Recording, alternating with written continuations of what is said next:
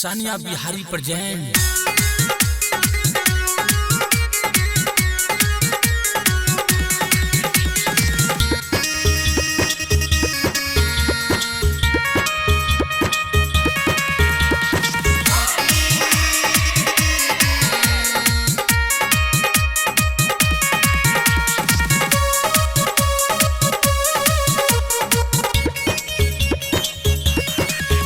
खाली होली हवे ऐसे न लजाबू एहू जीजा पानी हके बाटे आधा। खाली होली हवे ऐसे न लजाबू एहू जीजा पानी हके बाटे आधा। खाली हो आवना डाला वाला जीजा से मन भर रंगा वाला। खाली हो आवना डाला वाला जीजा से मन भर रंगा वाला। खाली होली हवे ऐसे न लजाबू एहू जीजा पानी हके बाटे आधा। साली हो आवना डाला वाला जीजा से मन भर रंग वाला।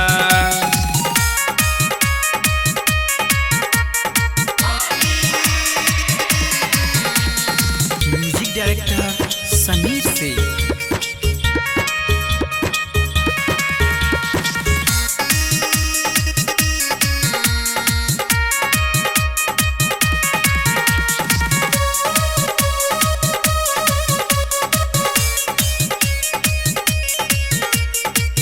राइटर मुकेश से बात कहेला सीधा सनिया बिहारी तोरे लागेला जीजा। राइटर मुकेश से बात कहेला सीधा सनिया बिहारी तोहरे लागेला जीजा। और ऐसे जानी ठेल के हटाबू और ऐसे जानी ठेल के हटाबू और फगुआ के फायदा उठाबू। साली हो आवना डाला वाला और फगुआ के फायदा उठाबू। साली हो आवना डाला वाला जीजा से मन भर रंग वाला जीजा से मन भर रंग वाला। साली होली हवे ऐसे न लजाबू एहू जीजा पानी हके बाटे आधा। साली होली हवे ऐसे न लजाबू एहू जीजा पानी हके बाटे आधा। साली हो आवना डाला वाला जीजा से मन भर रंग वाला। आब रंगवाला ना सुनो डलवाला ना। भले ही ड्रेस बाटे साधा साली हो आवना डाला वाला जीजा से मन भर रंग वाला।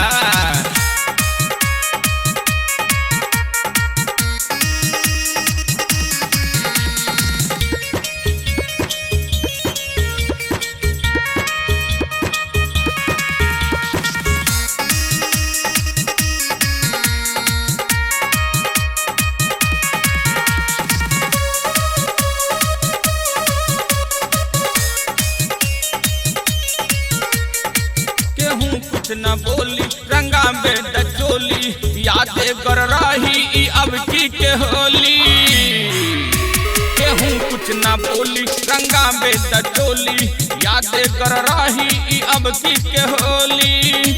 अरे भले ही ड्रेस बाटे साधा अरे भले ही ड्रेस बाटे साधा। साली हो आवना डाला वाला जीजा से मन भर रंगा वाला। साली हो आवना डाला वाला जीजा से मन भर रंग वाला। अरे भले ही ड्रेस बाटे साधा अरे भले ही ड्रेस बाटे साधा। साली हो आवना डाला वाला जीजा से मन भर रंग वाला।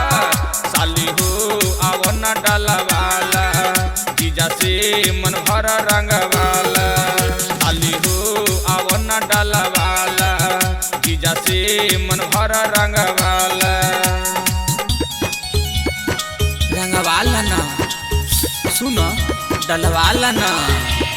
भले ही ड्रेस बाटे साधा साली हो आवना डाला वाला जीजा से मन भर रंग वाला। आद्या रिकॉर्डिंग स्टूडियो।